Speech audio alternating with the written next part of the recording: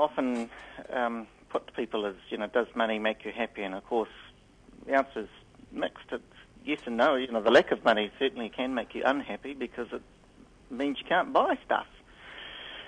And but the economics of happiness is gaining real currency. There's a huge number of conferences and books, and do you remember last year, a couple of years ago, France announced that it was going to try and measure gross domestic happiness rather than gross domestic product. Do you remember that? Yeah, I vaguely remember that, but it sounds like something that's very hard to do, isn't it? How do you measure happiness? It's certainly hard to do, isn't it? How did they plan on doing it? Do you remember? Well, the first thing they did was they got someone who's got real cred. They got an American economist called Joseph Stiglitz, who is a very respected Nobel Prize-winning economist. So the first thing you do is you start with someone credible to help build a credible story around happiness. But there's a huge amount of research going into happiness, particularly from the psychology side. It was started by a man called Martin Seligman, who was a psychologist who was sick of studying dysfunction and said, why don't we study function for a change? Let's study happiness rather than unhappiness and illness. Yeah. A lot of it just seems a little bit like hokey, good old grandmotherly wisdom. The sort of stuff that is being dredged up by the psychologists of happiness are kind of the predictable ones, like relationships make you happy, good health makes you happy, religion, in fact, makes you happy, a sense of higher purpose to your life, work, solid, reliable, productive work. Those are the kind of things that can be measured, and so I've gone into the measures of the economics of happiness. Well, the psychologists at the moment would have us believe that society, or Western society, is the most unhappy that it's ever been in the history of mankind. I think this is where a lot of the movements, particularly within the field of economics, is. The book that I'm reading and reviewing for Ideologue at the moment is called The Happy Economist by Ross Gittins. Ross Gittins is the economics editor for the Sydney Morning Herald, and he's a regular writer and commentator on economics across Australia. And so he knows his onions. And one of the interesting facts is that, and I'll just quote from the book, that, so get to the right page, so I can't actually quote from the book, but despite the doubling or near trebling in real income per person in the developed countries over the past 4 to 5 decades, that despite that, there's been no appreciable increase in nationwide measures of subjective well-being. So what he's saying is, despite the fact that in comparison with the generations that were around in the 30s and 40s, we're no happier on measures such as the number of pills taken for depression, and when you can measure for things like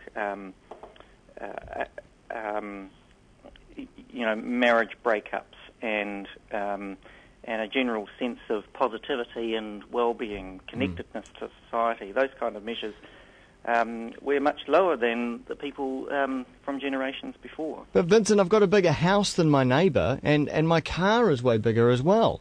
I must be happier than he is.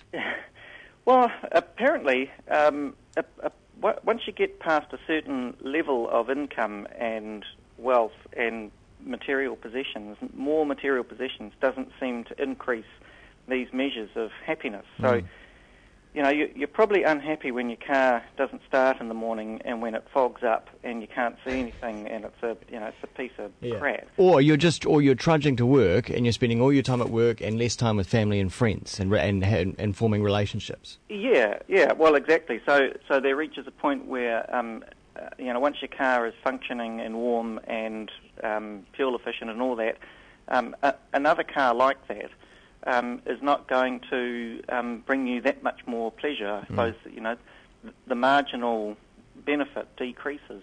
So looking at the economics in New Zealand, we're geared towards increasing our gross domestic product. and that seems to be the measurement that governments have used to measure a country's wealth and happiness.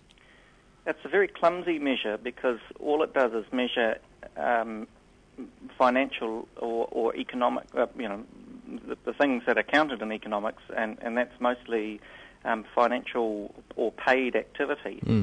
But of course, as an instrument, it doesn't capture. I mean, there's so much that it doesn't capture about the kind of activity we do as humans.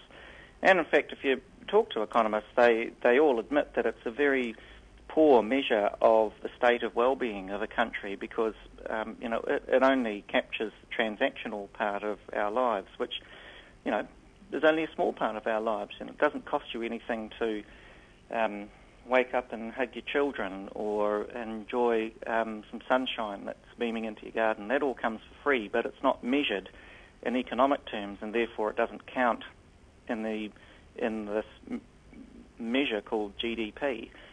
And what economists are saying is, look, it's not our fault. We never said that this should be the measure of the state of well-being of a country. We need some better tools for measuring the general state or the general well-being of a country. And you think about New Zealand, actually, we've been reflecting on this at Ideologue, that we do perform quite poorly on financial measures, and that's a concern, absolutely. And yet, if you talk to immigrants from Manchester or Germany or other parts of the world where to maintain a higher standard of living, they are out of bed at 5 o'clock and into the traffic.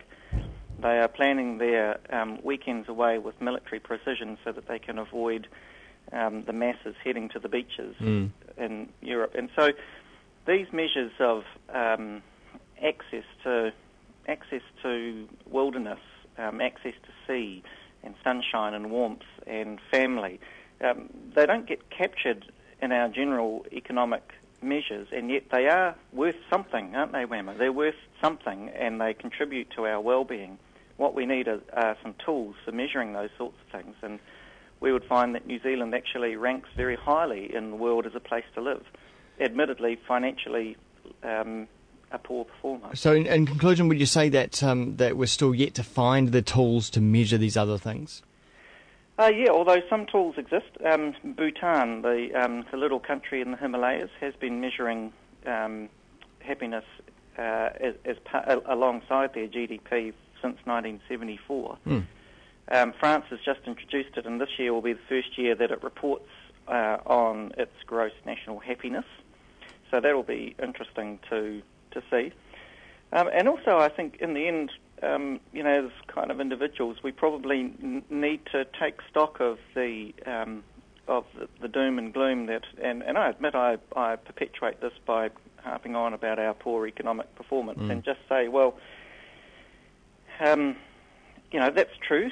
We are performing poorly and we're declining as a nation financially, but geez, I can still walk down to the beach. I can still wake up and smell the coffee. It ain't so bad. Thanks very much, Vincent. I might just yet see you up in the hills in that Buddhist monastery. I'm on my way. Vincent Heeringa, for more thoughts and the eventual review of that book that he's looking at as well, ideologue.co.nz.